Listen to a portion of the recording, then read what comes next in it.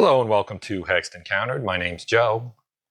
In this video, we're going to be taking a look at the last 100 yards, volume 4, which is the Russian front. And you're probably wondering, well, if that's the case, why are we looking at the first game in the series?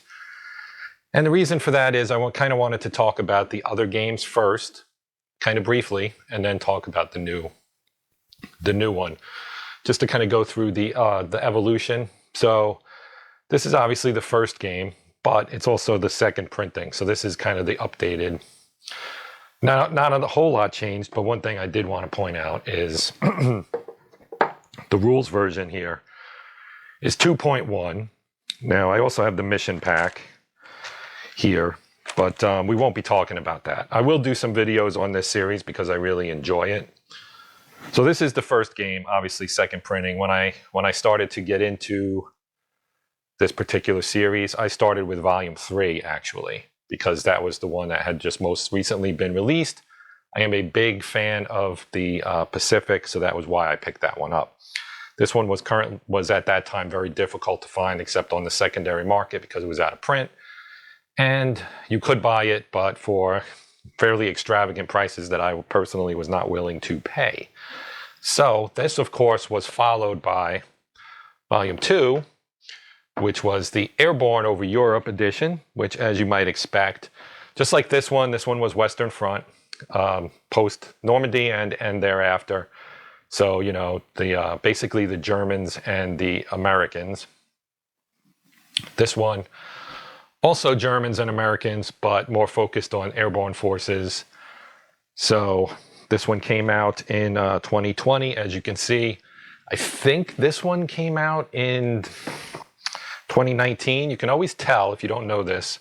If you look at GMT Games, if you look on the spine, you see the number here, and their numbering system is the year and then I believe the release, the number of the release. So this would have been like the second game they released in 2019. And then anything after a dash would be the reprint year. So this would be second game of 2019 and the reprint of 2022. And we can see right here, copyright is 2022 for both GMT and Roger McGowan, who did the art. So this one came out in 2020. And again, just to kind of follow that along, you see it says 2017, which you think 2017? No. 2020, 17th game kind of thing. At least I believe that's how their numbering system works. And if I'm wrong, someone will certainly correct me on that. So this was the second one. Now this one, when it was released, came with rules version 1.1. Okay, the first one was obviously rules version 1. This one was released with 1.1. And then this was the first game that I actually played in this series, and I really like it. I like the whole series. I'm not gonna lie about that. I enjoy the entire series. So this was volume 3, the Solomon Islands, obviously shift in theater from Europe to the Pacific, specifically the Solomon Islands, so Guadalcanal, essentially centered around Guadalcanal mostly. And it's Marines and Japanese. There is some Army as well, but U.S. Marine Corps, U.S. Army versus the Japanese and their Special Naval Landing Forces, so Japanese Army, the Imperial Japanese Army, and their Special Naval Landing Forces, the SNLF, plus the U.S. Marine Corps and the U.S. Army. Now this one came with series rules version 2, right? So we've seen the progression. Now here is the new game, which still has its shrink wrap on. I haven't even taken that off yet. So this is the Russian front, volume 4, the last 100 yards. Little pause here. I would like to add a note just to say, because I forgot to do this, this edition, Volume 4, the Russian Front, does require the base game and the Airborne Volume 2, just for marker purposes, I think mostly. So you will need those 2 volumes. This is more of an expansion than a standalone game. This one was released in 2023. Mike Denson is the designer. He's done all 4 games. It's his series. It's really well done. I'm not going to go heavily into the rules. We'll talk about it a little bit, but I'm going to be doing some gameplay. And I do have some gameplay videos on some of the other games as well. Now, I haven't taken the shrimp off, so there is some shine and reflection here. But you can see this is 23-17, so 2023 17th game. If we look at the back, you can see that basically not a whole lot changes. The rules are obviously they add things to the rules, and we'll talk about all of that again briefly when we get inside the box.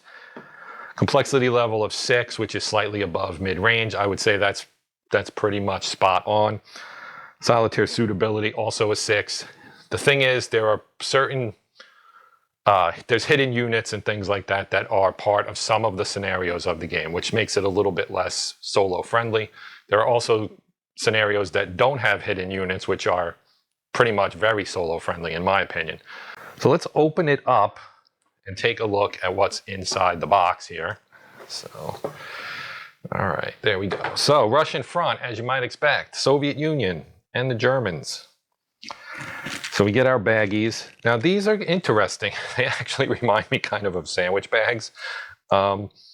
Usually a lot of the bags that come with games will be more like portrait, the portrait layout as opposed to landscape layout. This is more of a landscape layout if you're talking like graphic design way.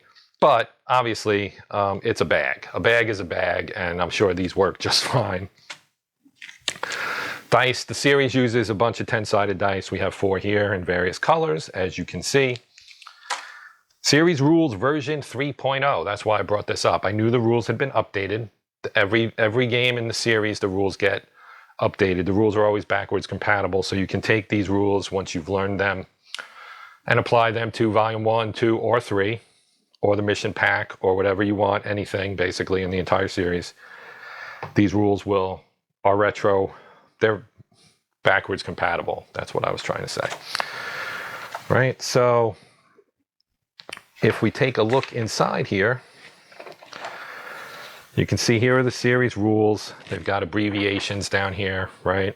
Introduction, how to read the rules, the layout, the rules, everything in this system makes sense. There is a lot to it. It's 35 pages of rules, or 32 with a few for the index and how to design your own missions, which you can do. It does come with the geomorphic maps where you can kind of configure them in various ways to create different landscapes. Yeah, like I said, I don't want to get too heavily into the rules, but you can see here, you've got infantry, you've got armored fighting vehicles, you've got transports, you've got guns. You've got a lot of the counters. Most if not all are two-sided. I don't think they all are, but a lot of them are. And you have a disrupted or shocked indicator on one side. Then you have different types, right? U.S. paratroopers or Marines, elite. So you have regular infantry types and elite infantry types, right? So we have elite and regular. German elite paratroopers, the Fallschirmjäger, regular German infantry. This is elite German infantry, Japanese infantry, Russian guards, which is the Russian elite infantry, of course, and regular Russian infantry. So yeah, company IDs, they're organized by companies. This is small units. It's squad level, so you have squads.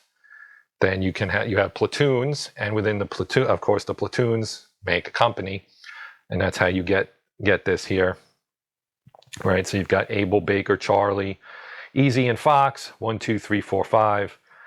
On the Allied side, on the Axis side, you've got numbered 1 through 5. They all have a color. Platoons are 1, 2, 3, basically, etc. Anyway, so you've got your terms, stacking rules, terrain rules. Terrain's very important. Terrain is always important in a tactical game. No different here. There's all kinds of rules dealing with the hex sides and things like that. It's a very in-depth system, even terrain-wise. Some systems have only a handful of terrain types.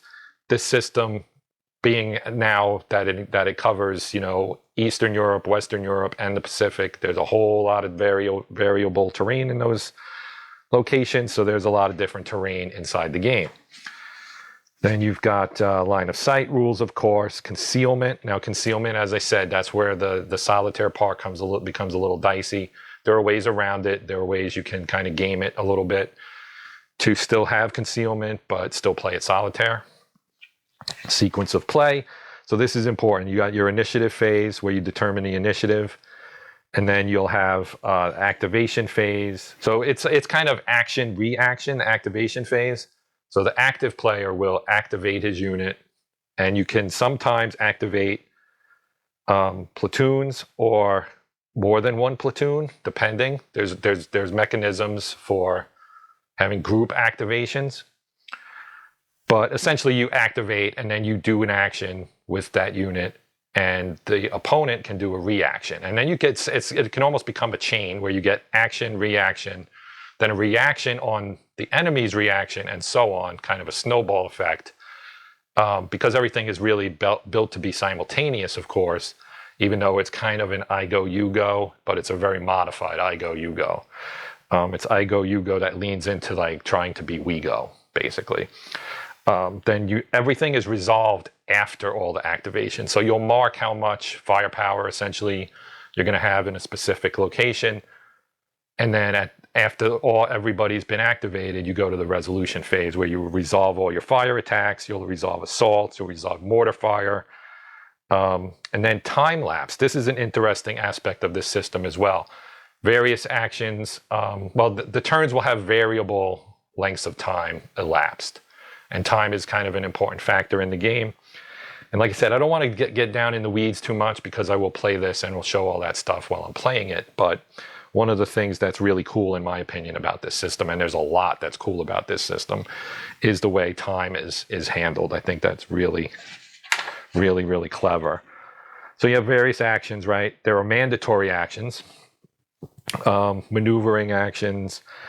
You have all kinds of stuff with maneuvering for all your types of units, right? Because you've got infantry, you've got guns, you've got transports, you've got tanks. So there's a whole lot. There's assault rules, of course, fire actions and all the variations thereof, recovery, rallying, fire resolution, assault resolution. Again, there's not a lot of illustrations in here, as you can see. But all of these make sense. Okay, if you've played tactical games, a lot of tactical games, especially squad level, will get compared to ASL, Advanced Squad Leader, for good reason. ASL's widely played, much beloved, very venerable. It's been around a long time. The rulebook is like this thick. This is a lot simpler than the ASL rulebook, let's put it that way. But it does a lot of the same things. It just does it with a lot less overhead, I think. And I'm not putting ASL down at all. ASL is a great system. It's just really complicated. Then you have your unit and nationality characteristics. So not every unit is going to be the same. Even if you have two infantry squads, if one is Japanese and one is Soviet, they're not going to operate the same way. Same thing if it's German and American or British or whatever it may be. Airborne landings, of course. Night rules, random events, mines and wires, mission setup, how you win the game. And then you have optional rules for command and control. Role playing, which is kind of cool. I'm not familiar with this one. I wonder if this is fairly new. This seems kind of interesting. I might have to check this out. Design your own missions. And then, of course, at the end, we have our index. And here you have vehicle maneuver, matrix, different types of things that the vehicles can do: shoot and scoot, halt and fire, reverse, bypass, overrun, assault. Unit capability table, what they can do, which is very useful. There are player aids. There's plenty of player aids as well. So here's the playbook. Now this is it does a few different things where it actually will have anything that maybe is somewhat unique to this will be in this book, as well as giving a lot of examples of the rules. So here you have your rules, and it's just the rules. That's why there's not a lot of illustration in here. It's very straightforward, to the point. These are the rules. Here you get examples of the rules, and they do have illustrations. So you can see here's illustrations. Here's terrain, different levels, how that affects line of sight, enclosed road, urban buildings, small arms, anti-tank, right? Platoon activation, withdrawal or retreat. And as I said, you have lots of, that's one page, when hex side stuff, overrun, shoot and scoot for your tanks, halt and fire. What's the difference between these two? Enfilade, crossfire, fire resolution. There's examples of pretty much everything in the game in this book. And then you have an extended example of play here with infantry and mortars, where they go through turns, which is maybe something I'll look at doing on video so that you guys can see it. Maybe, we'll see. Because I think this is it's Americans and Germans, so this would be like the first game or the airborne game maybe. So not specific to this particular thing, but the game works the same. And then you have armor, and it goes through armor stuff. And then at the back, you get your designer notes. I'm not sure if Mike redoes these for every game. He may, but I'm sure that it's fairly similar between the different volumes. But he goes into everything here about how he looked at all the various problems that a designer would have with creating a tactical game, right? Because there's so much going on and so many variables to account for. Like, how do you make a game out of that? That's why the ASL rulebook, like I said, is like this thick, because they try to account for so much stuff. He's tried to boil it down to the essentials, I think, but even still, he's got a 30 plus page rulebook, which isn't terrible, but it's not, it's not 5 or 10 pages either. And he goes through everything in here. So this is incredibly detailed. And then at the back, you have information that this was from module 3 for the Japanese. Then you have module 4 for the Red Army. There will be a module 5 that is currently, I believe, on P500. That would be the, what is it called? For King and Country or something along those lines. It's the British and the Commonwealth. So that's the next thing coming down the pike for this series. Now here we have our casualty track, time track. There are some tables on here.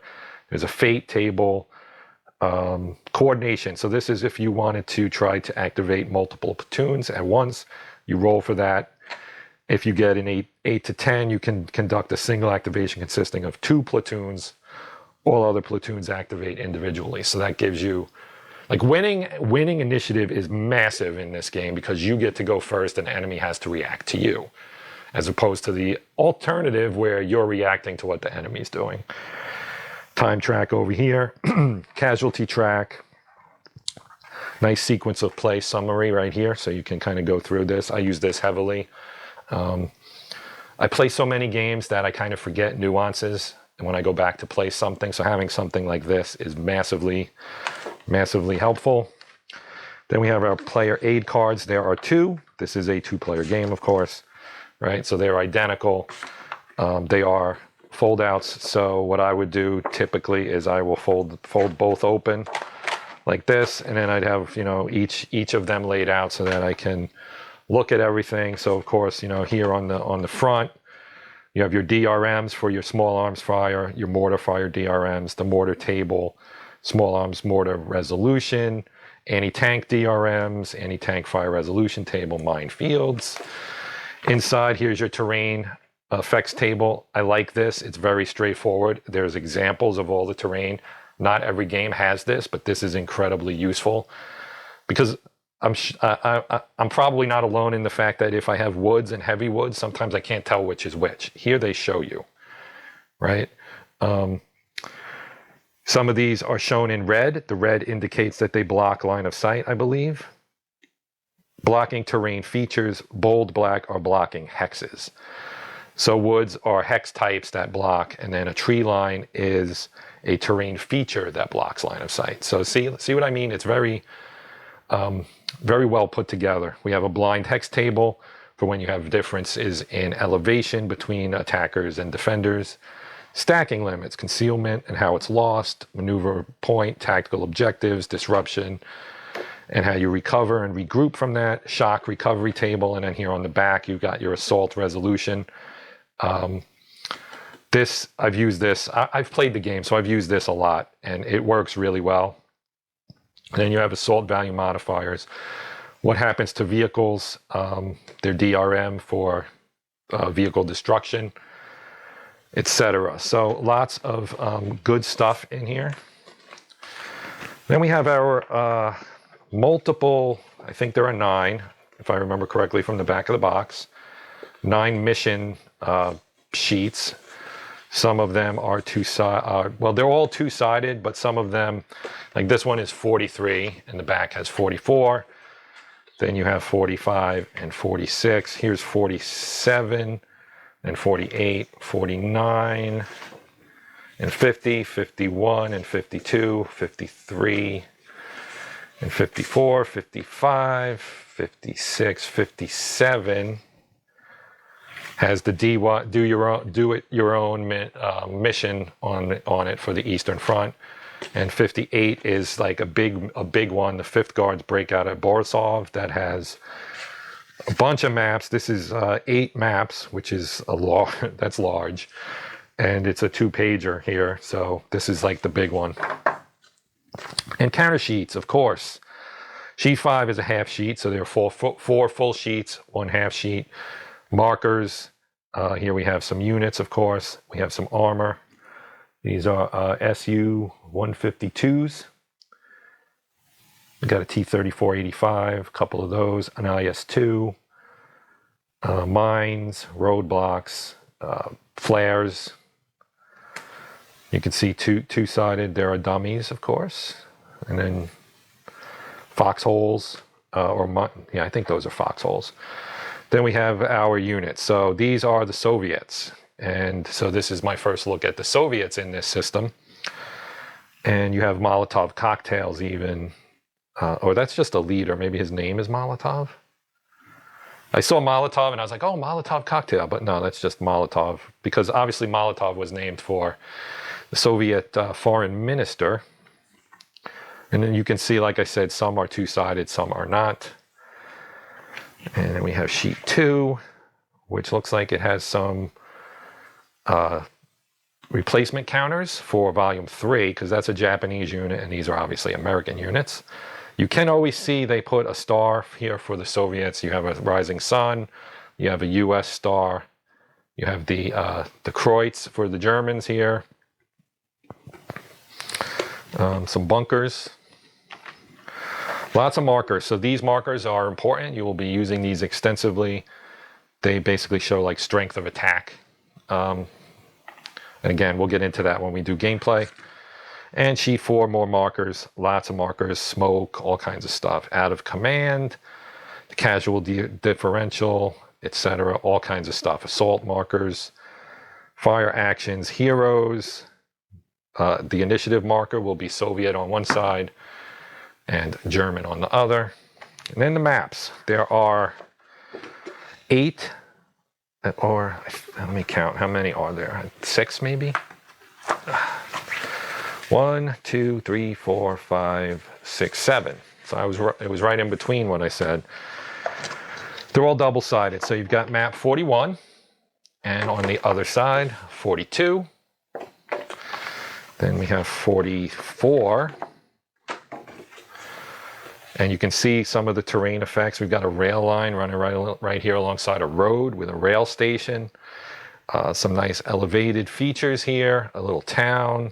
You can see how the elevation works. You've got your crest lines that go through the middle of hexes. It's all explained in the rules. But yeah, you cross the crest lines, obviously the elevation lines, to get to the next elevation.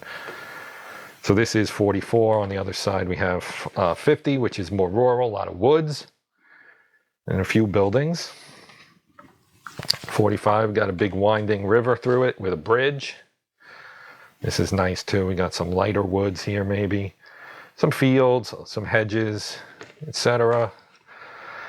This is a city, and it's got a river. Probably a Stalingrad map, I'm guessing, perhaps. Obviously, there were many urban encounters on the Eastern Front.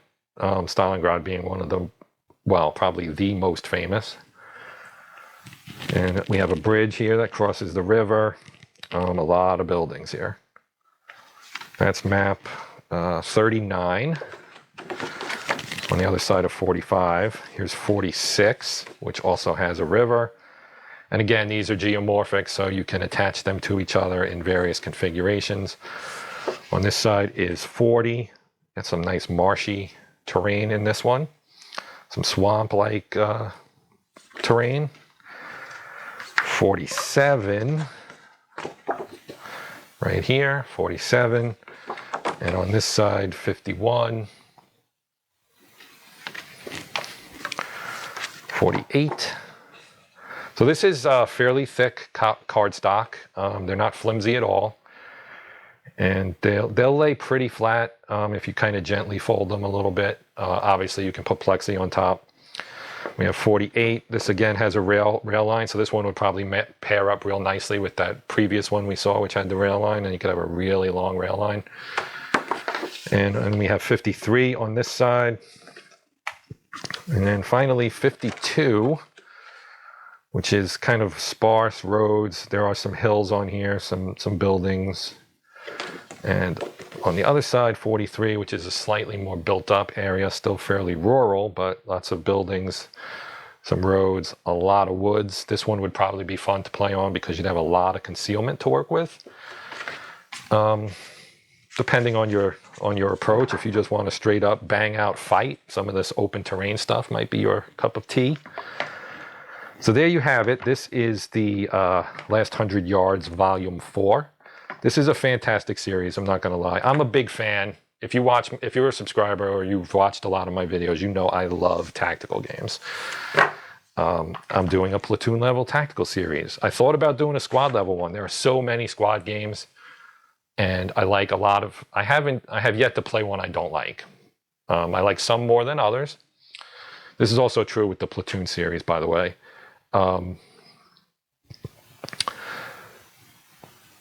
But, you know, I really enjoy this one. This one and probably the Old School Tactical might be my two favorites from World War II. Only because, and they're similar in a lot of ways. Neither one is overly simplified, but they're a lot of fun, and they're gritty, I guess, is what I would say, for lack of a better term. I also like the well, I like a lot of them. And like I said, I don't want to get into other systems so much because we're looking at this one right now. But this is an excellent system. I forgot to put the bags and the dice in the box, so let's do that.